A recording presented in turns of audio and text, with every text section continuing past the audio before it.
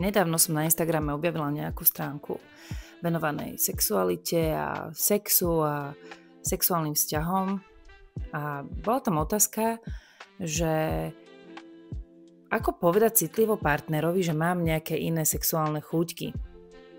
No nedalo mi ako odborníka do psychológie a podobných vecí nereagovať. No takže som sa vyjadrila, že v prvom rade by sme si mali hľadať partnera, ktorý je rovnako sexuálne nastavený ako sme my.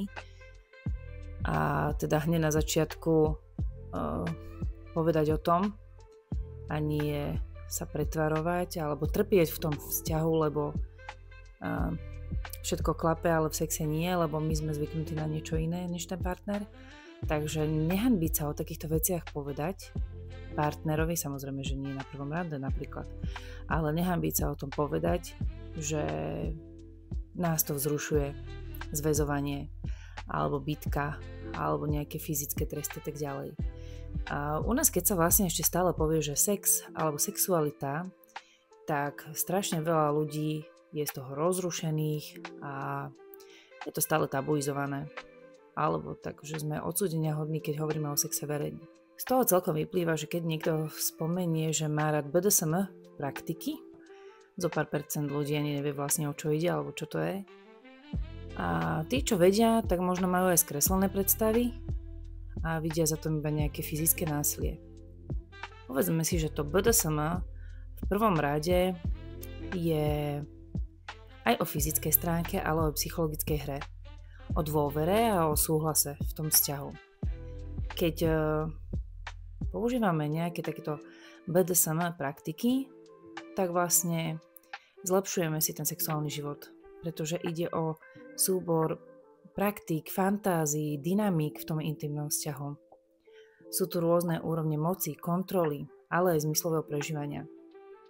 To BDSM, keby sme si ho chceli rozobrať na drobné, čo vlastne je, tak je to bondáž a disciplína. Už ako som spomínala, zahrňuje zväzovanie, čiže povrazy, putá, pravidlá či tresty v rámci dynamiky vzťahu.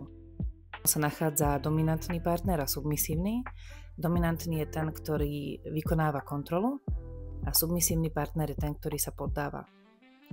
Táto dynamika v tom vzťahu môže byť dočasná, občasná alebo môže byť trvalá. Aby som sa venovala aj sadizmu a masochizmu. Kto je sadista a kto je masochista? Sadista je ten, ktorý má pôžitok z rozdávania bolesti. Masochista je ten, ktorého tento pôžitok z príjmania baví a vzrušuje. Dôležité pri týchto praktikách je, aby boli bezpečné, zdravé a hlavne dobrovoľné. Aby celé toto riskovanie bolo v rámci dobrovoľných praktík. BDSM nie je iba o bezmyšlienkovitom násilí, ale o dohodnutých hraniciach a pravidlách medzi partnermi. Často sa používa nejaké bezpečnostné slovo, ktoré znamená okamžité zastavenie aktivity. BDSM môže byť jemné, zamerané na psychologické aspekty, alebo intenzívne a fyzické, ale teda treba si dohodnúť nejaké pravidlá, že pokiaľ môžeme zájsť. Každý pár či skupina si stanovuje vlastné hranice a úroveň, ktorá im vyhovuje.